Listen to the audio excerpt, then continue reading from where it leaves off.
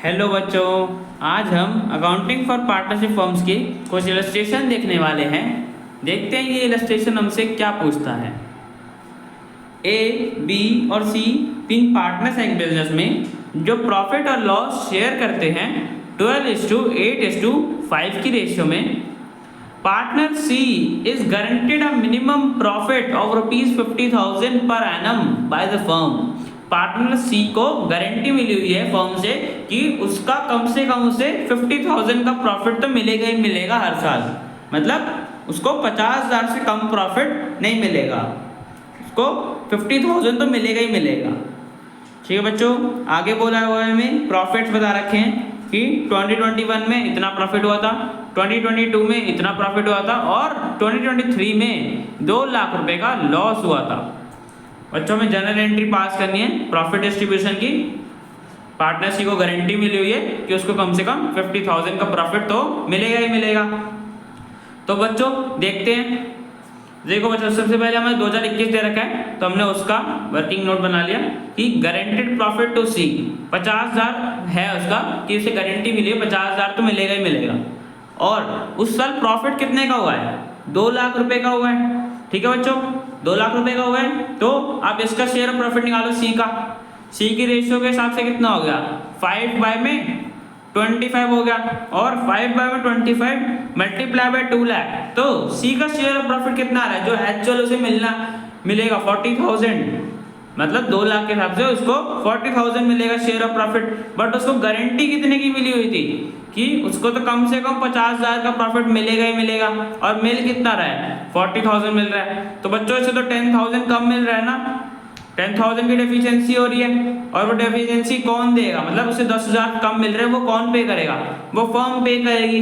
ठीक है बच्चों, और फर्म में जो रिमेनिंग पार्टनर्स होंगे ए और बी वही तो पे करेंगे ना, तो 10,000 की डेफिशिएंसी वो करेंगे। तो बच्चों सबसे पहले इस वाली डेट की जनरल एंट्री कर लेते हैं हम, फिर आगे बाकी डेटों का देख लेंगे।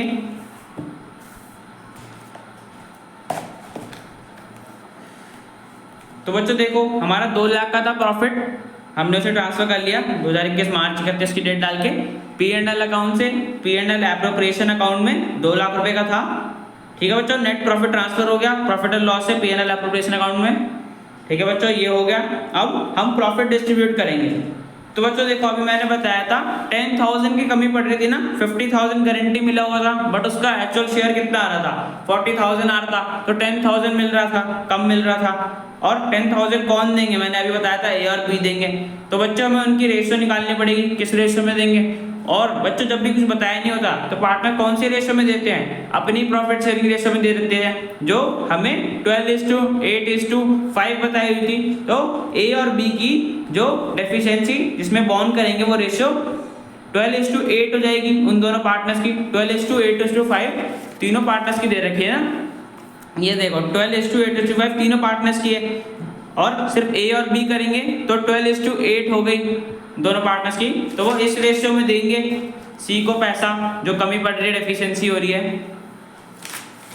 तो बच्चों 12/20 पता बच्चों तो कैसे आया? 12 + 8 मल्टीप्लाई बाय 10,000 की डेफिशिएंसी थी तो ए 6,000 रुपीज देगा डेफिशिएंसी के, और ऐसे बी का 8/20 इंटू 10,000 तो बी 4,000 रुपीज देगा डेफिशिएंसी के। 6,000 ए देगा, बी 4,000 देगा। तो जो सी को 10,000 की कमी पड़ रही थी वो मिल जाएगी, उसका शेयर प्रॉफिट गारंटी वाला मिल जाएगा उसे। और बच्चों ए का निकाल लेते हैं। 6,000 रुपये देने के बाद 96,000 बच्चों आएगा उसका शेयर ऑफ प्रॉफिट। आप कैलकुलेट करोगे तो 12/25 मल्टीप्लाई बाय 2 लाख तो 96,000 आएगा।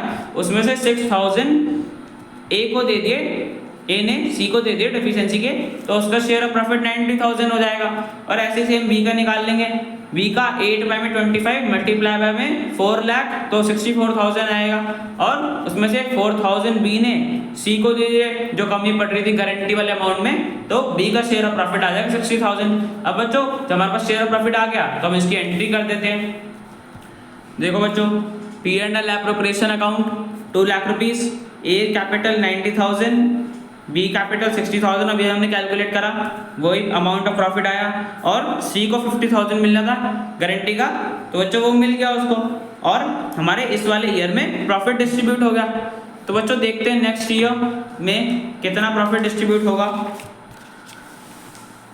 तो बच्चों देखो 2022 में हमारा कितने का प्रॉफिट हुआ है, 3 लाख रुपीस का प्रॉफिट हुआ है, ठीक है। और गारंटी वाला अमाउंट 50,000 ही है, मतलब सी को तो 50,000 मिलेगा ही मिलेगा, 50,000 मिलना था।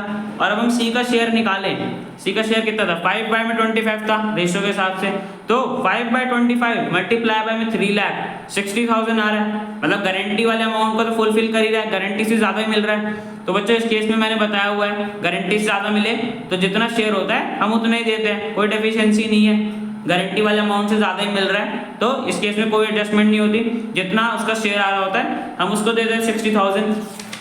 जैसे बच्चों हमने सी का निकाला है ऐसे ए और बी का निकाल लेंगे। तो जो सेम एंट्री हमने पिछले वाले केस में करी थी ट्रांसफर की, profit and loss account to profit and loss appropriation account, 3 lakh profit था, नेट प्रॉफिट सबसे पहले ट्रांसफर करा P&L से P&L एप्रोप्रिएशन अकाउंट में, और जो भी हमने 60,000 का प्रॉफिट कैलकुलेट करा था वो लिख दिया। ऐसे ही बी का निकल जाएगा 8/25 मल्टीप्लाई में 3 लाख, ऐसे ही ए का भी निकल जाएगा 12/25 मल्टीप्लाई में 3 लाख, तो ए का इतना आ जाएगा। तीनों पार्टनर के कैपिटल अकाउंट को क्रेडिट कर दिया बिकॉज इनको प्रॉफिट मिल रहा है, और जब भी मिलता है तो कैपिटल अकाउंट को हम क्रेडिट कर देते हैं, P&L एप्रोप्रिएशन अकाउंट को डेबिट कर दिया बिकॉज प्रॉफिट डिस्ट्रीब्यूट हो रहा है 3 लाख रुपीस का। तो बच्चों प्रॉफिट बढ़ गया तीनों पार्टनर्स में, और हमारे इस केस की भी जनरल एंट्री होगी। अब बच्चों लास्ट केस देख लेते हैं। तो बच्चों देखो लास्ट केस हमारे ये है, इसमें लॉस हुआ है 2 लाख रुपए का फर्म को, और बच्चों गारंटेड अमाउंट कितना था, 50,000 ही था कि सी को मिलेगा ही मिलेगा 50,000 रुपीस गारंटेड प्रॉफिट जो है। अगर बच्चों हम इसका शेयर ऑफ लॉस निकालें, बिकॉज प्रॉफिट तो है नहीं, पिछले वाले 2 केसों में प्रॉफिट था, इस केस में लॉस है, तो हम शेयर ऑफ लॉस निकालेंगे 2 लाख रुपए इंटू 5/25, तो सी का शेयर ऑफ लॉस कितना आ रहा है 40,000, मतलब सी को 40,000 रुपीज देने पड़ेंगे फर्म को लॉस के लिए। और बच्चों देखो उसको गारंटी मिली हुई थी ना 50,000 रुपए की, तो डेफिशिएंसी कितने की पड़ रही है, कमी कितने की पड़ रही है। एक तो देखो उसे गारंटी मिली थी 50,000 तो प्रॉफिट होएगा ही होएगा, और प्रॉफिट की भी गारंटी मिली हुई थी कि प्रॉफिट होएगा और 50,000 का मिलेगा उसे। तो 50,000 तो बच्चों उसको उसके मिलेंगे जो हमने गारंटी दी हुई है, ठीक है। और जो हमने इसके अकाउंट में लॉस ट्रांसफर करेंगे, जो शेयर ऑफ लॉस आएगा वो तो बच्चों हमें से देना ही नहीं था बिकॉज इसको कितनी प्रॉफिट की गारंटी मिली हुई है ना, लॉस की थोड़ी ना मिली हुई है कि हमने इसकी गारंटी दी इसका प्रॉफिट होएगा ही होएगा। तो हमें 40,000 रुपीज और देने पड़ेंगे, जो हमने इससे लॉस से पैसे लिए हमें इसे वापस करने पड़ेंगे, तो इसे टोटल हम 90,000 रुपीज देंगे। 50,000 जो गारंटी का था, मिनिमम प्रॉफिट इतना मिलेगा ही मिलेगा, और जो हमने लॉस ट्रांसफर करा था इसके कैपिटल अकाउंट में कि इतना शेयर ऑफ लॉस आया था, ये हम इससे वापस हमें इसे देना पड़ेगा बिकॉज हमने इसे लॉस ट्रांसफर करा है, और हमने तो गारंटी करा था कि प्रॉफिट होएगा, मिनिमम प्रॉफिट उसे कम से कम प्रॉफिट तो मिलेगा, तो लॉस की तो हमने बात ही नहीं करी थी। तो टोटल इसे 50,000 प्लस 40,000 90,000 मिलेंगे इस केस में, ठीक है बच्चों। आप समझ गए होंगे 40,000 हमने क्यों ऐड करा, बिकॉज हमने इसे शेयर ऑफ लॉस के हमने इसे पैसे लिए थे वह हमें इसे वापस देने पड़ेंगे बिकॉज लॉस की गारंटी नहीं प्रॉफिट की गारंटी हुई थी। तो सबसे पहले जब हम ट्रांसफर करते थे, इस बार लॉस को ट्रांसफर करना है तो P&L एप्रोप्रिएशन अकाउंट को डेबिट साइड में डाल दिया और P&L अकाउंट को क्रेडिट साइड में डाल दिया बिकॉज P&L अकाउंट के क्रेडिट साइड में आता है लॉस और P&L एप्रोप्रिएशन के डेबिट साइड में आता है। 2 लाख रुपए का लॉस था वो लिख दिया, और बच्चों लॉस ट्रांसफर कर दिया। जैसे हमने सी का कैलकुलेट करा था ऐसे ही ए का 96,000 आ गया रेशियो के हिसाब से लॉस कैलकुलेट करने पे, और ऐसे ही बी का आ जाएगा 64,000। तो बच्चों लॉस हमने डिस्ट्रीब्यूट कर दिया तीनों पार्टनर्स में, अभी तीनों पार्टनर इतना इतना पैसा देंगे लॉस का, ठीक है बच्चों। और जो डेफिशिएंसी हो रही थी सी को मैंने बताया 50,000, तो जो गारंटी का अमाउंट था वो, और 40,000 जो लॉस हमने यहाँ पे ट्रांसफर करा, टोटल इसको दोनों मिलेंगे 90,000। और इन्होंने रेशियो अपनी किसकी बोली हुई थी कि फर्म पैसा देगा और ए और बी रिमेनिंग पार्टनर्स बचे तो यही पैसा देंगे 3:2 के रेशियो में। 12:8 था ना, तो उसको सिंप्लीफाई करोगे तो 3:2 आ जाएगा।